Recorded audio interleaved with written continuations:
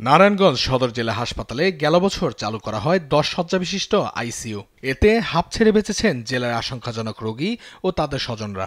এক বছরে 387 জন রোগীকে বিনামূল্যে সেবা দেওয়া হয় আইসিইউতে। কিন্তু চলতি বছরের 1 জানুয়ারি থেকে বন্ধ হয়ে যায় হাসপাতালের আইসিইউ সেবা। ফলে ভোগান্তিতে পড়েছেন রোগী ও স্বজনরা। তাই বাধ্য হয়ে যেতে হচ্ছে রাজধানীর বেসরকারি আইসিইউতে। এতে বাড়তি খরচের সঙ্গে যোগ হচ্ছে হয়রানি।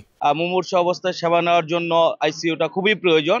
যদি বন্ধ হয়ে থাকে পুনরায় এটা চালু করার জন্য প্রশাসন বা কর্তৃপক্ষ উদ্যোগ গ্রহণ করবেন।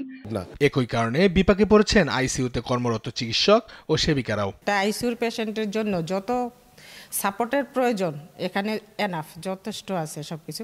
শুধুমাত্র এখন আমাদের জনবলের অভাবেই আমরা আইসিইউটা চলতেছে না। আইসিইউটি সচল না হলে ভোগান্তি আরো বাড়বে বলে জানান হাসপাতাল কর্তৃপক্ষ। স্বাভাবিকভাবেই যদি এটা সচল রাখা না হয়, ফাংশনিং না হয়, তখন তো তার প্রত্যেকটা জিনিসেরই একটা সময় থাকে, তার মেরামতের একটা ব্যাপার থাকে, আস্তে আস্তে হয়তো বিকল হতে পারে। পুনরায় সেবা চালু করতে মন্ত্রণালয়ে সব ব্যবস্থা নেওয়া হয়েছে বলে জানান জেলা স্বাস্থ্য বিভাগের সিভিল সার্জন। এই প্রকল্পের মেয়াদ ছিল 31 ডিসেম্বর। মেয়াদ শেষ হওয়ার 2 মাস আগেই আমি কর্তৃপক্ষকে জানিয়েছি। মহাপরিচালক, সচিব, মন্ত্রণালয়, স্বাস্থ্য উপদেষ্টা প্রত্যেককে আলাদা করে চিঠি দেওয়া হয়েছে।